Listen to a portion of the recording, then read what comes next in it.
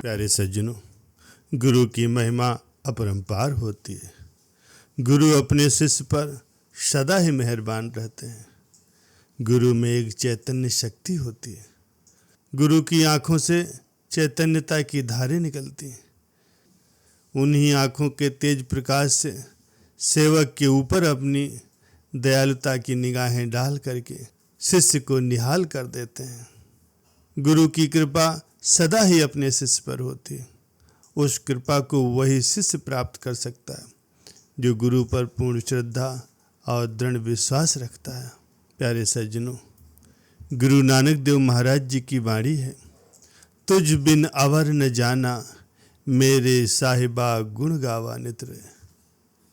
कहा जाता है कि हजरत निजामुद्दीन औलिया के 22 शिष्य थे और हर एक शिष्य चाहता था कि गद्दी उसे मिले। औलिया साहब ने उनको परखना चाहा कि कौन सबसे योग्य और सच्चा शिष्य है। एक दिन हजरत साहब अपने शिष्यों से कहने लगे, आओ आज शहर की सैर को चलें और वहाँ की चहल पहल देखें। प्यारे सज्जनों, गुरु अपने शिष्य को साथ लेकर के बाजारों में घूमने लगे। जिसने भी देखा वो कहने लगा कि आज पीर भी बाजारों में फिर रहा है और साथ ही साथ उसके मुरीद भी। सभी बाजार पार करके वैशालियों के बाजार में आ गए। लोगों ने कहा, आज पीर और उसके मुरीद तो शहर के वैश्याओं के बाजार में घूम रहे। लोग तरह तरह की बातें बनाने लगे। प्यारे सज्जनों, हजरत साहब एक वैश्या के दरवाजे पर खड़े हो गए और अपने शिष्यों से कहा कि तुम लोग डरो मत, यहीं पर खड़े रहो, कोई ऊपर न जाने पाए। मुझे ऊपर कुछ काम है, मैं काम खत्म करके वापस आ जाऊंगा। ये कह करके गुरु महाराज जी कोठे पर चढ़ गए। कोठे वाली वैश्या ने हाथ जोड़कर उन्हें प्रणाम किया। उसने कहा, महाराज मेरे धन्य भाग हैं जो आज आप मेरे घर पधारे। मैं तो पापों से भरी हूँ, महाराज मेरे लिए क्या हुक्म है। आपने कहा, हमें रात यहाँ ठहरना है, हमें कोई अलग कमरा दे दो और तुम किसी और कमरे में आराम कर लो। और अपने नौकर से कह दो कि एक थाली में 1 कटोरी दाल, 2-4 फुलके और 1 बोतल शरबत की ढक करके ले आए। उसने कहा, जी महाराज। और उसने ऐसा ही किया। नौकर सभी चीज़ें उसी प्रकार ढक करके ले आया। नीचे शिष्यों ने देखा तो कहा, आज तो पीर की पीरी निकल गई, अब शराब कबाब उड़ेगा।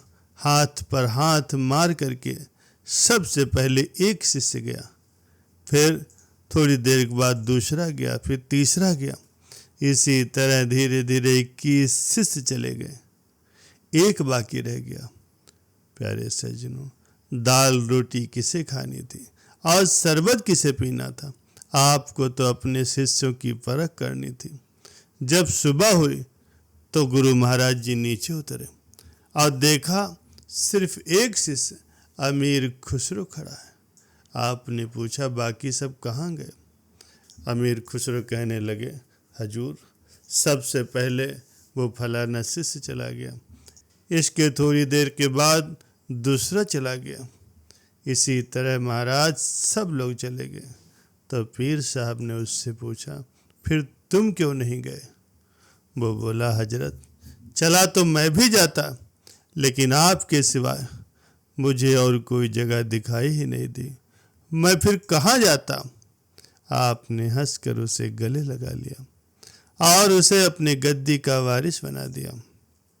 प्यारे सज्जनों, जो ईश्वर से जुड़े हुए संत महापुरुष होते हैं, उन्हें समझना इतना आसान नहीं होता। उनके हर किए गए कार्य में कोई न कोई राज अवश्य छिपा होता है, इसलिए हमारी बुद्धि उसे समझ नहीं पाती। और अगर उनकी कृपा हो जाए तब ही हम उनकी रजा को समझ सकते हैं, उनके बहाने को समझ सकते हैं, नहीं तो हम कुछ नहीं समझ सकते। जिस पर उनकी कृपा होती है, जिस पर उनकी दया होती, उसकी बाजू मालिक के हाथ में पकड़ा देते हैं। प्यारे सज्जनों, गुरु महिमा में वर्णन आया है कि गुरु के गृह सेवक जो रहे, गुरु की आज्ञा मन में सहे, आपस कौ कर कछु न जनावे, हरि हरि नाम हृदय सध्यावे। मन बेचे सतगुर के पास, तिस सेवक के कारज रास।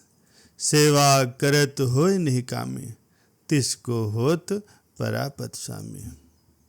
प्यारे सज्जनों, गुरु की महानता तो सदा से रही है और सदा रहेगी। गुरु ने अपने शिष्यों को नेक, पाक और पवित्र बनाया है, और जो भी उनकी शरण में आएगा उसे वो बनाते रहेंगे। गुरु कभी नहीं चाहता कि किसी सत्संगी को, किसी शिष्य को कोई कष्ट हो। गुरु जैसा पवित्र है, उसी तरह वो पवित्र सत्संगी जनों को भी करना चाहता है। प्यारे सज्जनों, गुरु से उपदेश लेकर के शिष्यों को सदा ही नाम की कमाई में लगे रहना चाहिए, और जहाँ तक हो सके जब मौका मिले तो भजन, ध्यान, सिमरन करते रहना चाहिए। गुरु तो सब पर समान कृपा करते हैं, पर उस कृपा को केवल वही ग्रहण कर पाता है जो सत्पात्र होता है। जैसे कोई प्यासा आदमी ही जल को ग्रहण करता है। वास्तव में अपने उद्धार की लगन जिसको जितनी तेज होगी, सत्य तत्व की जिज्ञासा जानने की जिसके अंदर जितनी अधिक लगन होगी, वो उतना ही उस गुरु कृपा को ग्रहण कर सकता है। प्यारे सज्जनों, सच्चे शिष्य पर तो गुरु कृपा अपने आप होती है। गुरु कृपा होने पर फिर कुछ बाकी नहीं रह जाता। ऐसे संत, ऐसे गुरु बहुत ही दुर्लभ होते हैं। जैसे पारस लोहे को सोना बना देता है, पर उस सोने में ये ताकत नहीं होती कि वो दूसरे लोहे को सोना बना दे। असली गुरु जब मिल जाए तो उनकी कृपा से चेला भी गुरु बन सकता है, संत महात्मा बन सकता है।